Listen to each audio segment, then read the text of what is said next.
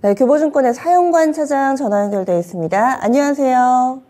네, 안녕하세요. 네, 전 세계의 유명 인사들이나 월가에서도 내놓으라 하는 그런 석학들이 최근 들어서는 약세장이다, 하락이 좀 더 이어질 거다, 베어마켓이다, 확실하다, 이렇게 입을 모아 이야기를 하고 있습니다. 시장이 보내고 있는 시그널 확실히 아래쪽인가요? 글쎄요. 일단 오늘은 또 아래쪽이라고 볼 수밖에 없는 상황들이 연출이 되고 있고요. 이게 하루하루 예전엔 좀 핑퐁 장세를 펼쳤었는데 지금은 우하향하는 분위기가 점점 더 좀 강하게 만들어지는 것 같아서 좀 안타깝습니다. 어제 같은 경우에도 시장이 반등은 했지만 글쎄요. 그동안의 외국인들이 한국 시장을 쭉 매도해왔던 것에 비하면은 정말로 보잘것없는 물량 정도가 들어오면서 반등을 했고요. 기관 같은 경우에는 굉장히 짧게 매매를 하면서 팔았다 샀다를 지속하고 외국인의 눈치를 보는 그런 장세를 계속 좀 펼쳐나가고 있는 모습들이에요. 그렇다 보니까 미국에서 일단은 자이언트 스텝을 단행을 했습니다. 우리가 했던 대로 75bp를 인상을 했음에도 불구하고 결과적으로 나온 뉴스들을 제가 좀 체크를 전반적으로 해봤었는데요. 굉장히 좀 이상한 단어들이 많더라고요. 자이언트 스텝의 안도감으로 뉴욕 증시가 랠리를 펼쳤다. 이게 뭔가 좀 앞뒤가 맞지 않는 말들인데 결과적으로 결과를 지금 원인을 가지고 정확하게 예측을 할 수 없는 이런 장세가 펼쳐지다 보니까 결과에다가 원인을 너무 짜맞추려는 이런 요인들이 많이 나타나는 것이 아닌가라고 좀 생각을 할 수밖에 없을 것 같아요. 그래서 미국은 일단은 6월에 이어서 7월에도 지금 75bp 인상 가능성을 내비치고 있습니다. 당장 지금 5월에 CPI가 여전히 소비자 물가지수죠. 너무나도 높게 나와 있는 상황이기 때문에 이 하이퍼 인플레이션 상황이 쉽사리 안정이 되지 않을 것 같다.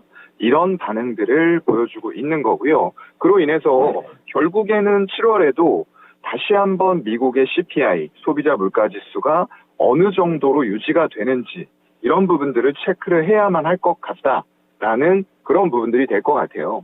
그렇게 된다라고 했을 때에는 결국에는 의미 있게 이 인플레이션 수치가 떨어질 수 있을까라는 부분으로 귀결이 될 것 같거든요. 하지만 지금 흘러가고 있는 상황들 여러 가지 러우 사태라던가 변수들, 에너지라던가 식물, 곡물 가격들 여러 가지 에그플레이션까지 겹치면서 힘든 상황들이 이어지고 있는데 이런 것들이 과연 단기간에 잡힐 것인가 라는 부분에 대해서는 여전히 좀 저는 퀘스천 마크를 달 수밖에 없다라고 보고요. 외국인은 계속적으로 매도 추세를 전반적으로 유지해 나갈 가능성이 상당히 좀 높다라고 봅니다. 그래서 어제 같은 경우에도 월봉상으로 코스피, 코스닥 모두 60월선까지도 무너지는 그런 파동들이 나왔다가 장중에 반등을 하면서 일단은 좀 지키는 듯한 모습이 나왔어요. 그래서 새벽에 미국 증시 급락이 한번 나온 상태에서 결국 오늘 금요일이거든요. 주간으로 이 자리를 지킬 수 있을지 이런 부분들을 봐야 될 것 같고요. 아직까지도 불확실성을 띈 리스크들이 너무나도 많습니다. 이런 것들이 단기간에 해결된다라는 보장이 없는 상태이기 때문에 리스크들이 계속 수면 위아래로 들어갔다 나왔다 하면서 재부각이 될 수 있는 이런 부분들이고요. 그렇게 된다고 했을 때에는 코스피가 결국에는 60월선이 붕괴된다라고 하면은 남아있는 것은 여러분들이 이제 지금 나가는 그림에서 보시는 것처럼 120월선만이 남아있어요. 그렇게 된다고 했을 때는 단기적으로 코스피 2230, 코스닥이 700 초반까지도 추가적인 하락 가능성이 있다라고 저는 좀 볼 수밖에 없을 것 같습니다.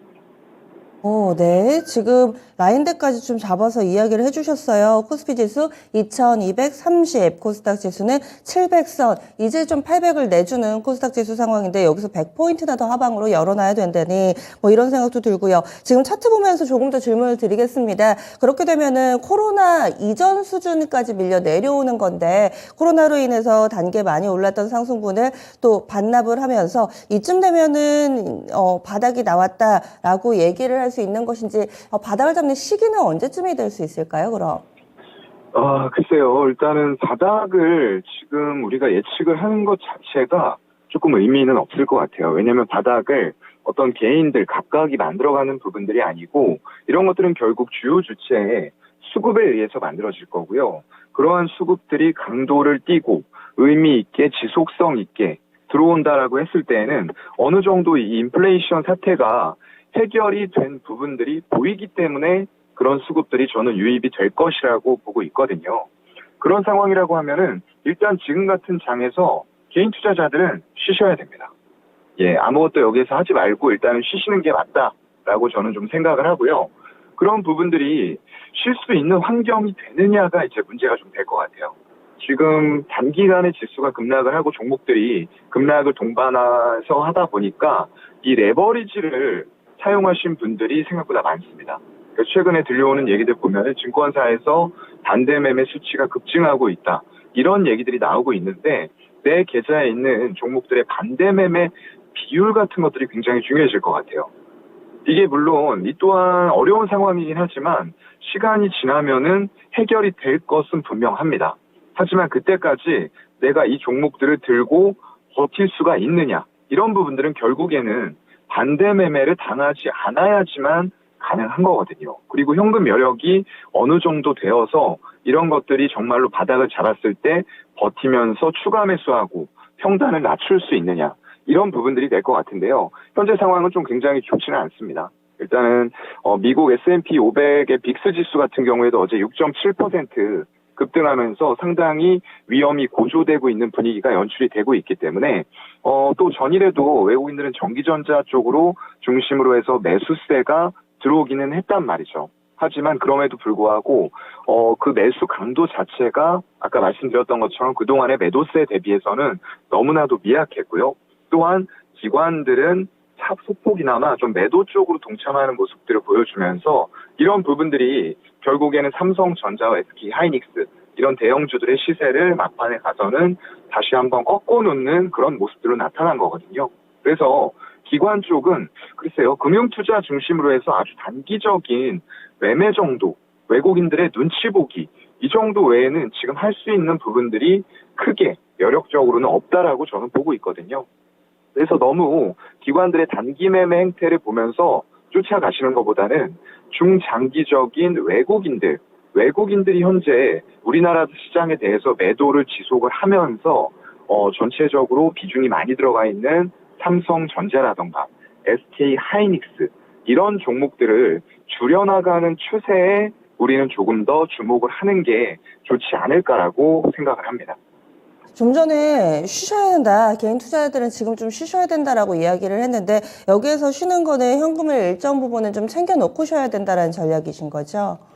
그런 부분은 아니고요. 아까 말씀드렸던 대로 레버리지를 사용하신 분들은 분명히 반대 매매 위험이 있는 구간이기 때문에 조절은 하셔야 될 것 같아요. 하지만 현금으로 사셔서 보유하고 계신 분들이라고 하면은 뭐 개인마다 조금씩 차이는 있으실 수 있겠지만 결국에는 전부 다 손절선을 지금은 놓친 구간이라고 저는 생각을 하거든요. 그렇기 때문에 이렇게 놓친 구간에서 굳이 내가 가지고 있는 종목들이 정말로 테마성이거나 일시적인 종목들이 아니고 대형 우량주 이런 쪽 위주의 포트폴리오를 구성을 해놨다라고 했을 때에는 굳이 지금 가진 종목들을 손절할 타이밍은 이미 늦었고요. 그래서 이 또한 지나가리라 아까 말씀드렸습니다. 결국에는 시간이 해결해 줄 문제이기 때문에 요즘에 좀 유행이 되는 단어가 있죠. 존버라고 하는데 정말로 그런 부분들로 버티고 인내하는 그런 부분들, 현금으로 매수해서 보유하고 계신 분들은 그런 전략, 엉덩이를 좀 무겁게 가져가면서 인내하는 전략이 필요하지 않을까라고 생각을 합니다. 네. 알겠습니다. 이렇게 오늘 잡아야 될 시그널까지 설명을 해주셨네요. 오늘 말씀 감사합니다. 네, 고맙습니다. 네. 시장이 좀 언제까지 하락을 할 것인가 일단 분위기는 추세적으로나 아래쪽으로 좀 꺾여 있는 모습 가운데서 사용관찰장이 제시하고 있는 아래쪽 하방 라인대는 코스피 지수 기준으로는 2230선 라인대 이럴 경우에는 지지난해죠. 코로나 시작하기 전 즈음으로 다시금 거슬러 올라가게 됩니다. 그때쯤에 기록했던 2230포인트대 지금 거의 라인대가 코로나가 번지기 시작한 2020년 1월 정도 수준까지 회귀할 것이다. 이렇게 좀 보고 있는 상황이네요. 그리고 코스닥 지수 같은 경우는 어제 종가가 그래도 802포인트 정도 선이었는데 여기서 100포인트 정도 하방으로 더 열어두고 있습니다. 역시나 이 700 라인대도 공교롭게도 2020년 1월 달이에요. 코로나 발생하기 직전 수준으로 다시금 돌아갈 수도 있다. 하방으로는 이쪽까지도 열려 있다라고 이야기를 해주시네요. 그리고 개인 투자자들 어떤 대응 전략을 펼쳐야 하느냐. 일단 지금은 아무것도 하지 말자. 좀 버텨야 되는 상황이다. 이렇게 설명을 해주시는데 다만 여기에서 레버리지 쓰신 분들은 리스크 관리를 좀 철저하게 해주십사 한 번 더 강조를 해주셨습니다. 이렇게 해서 마켓 시그널 교보증권의 사연관 시장과 함께 이어가 봤습니다.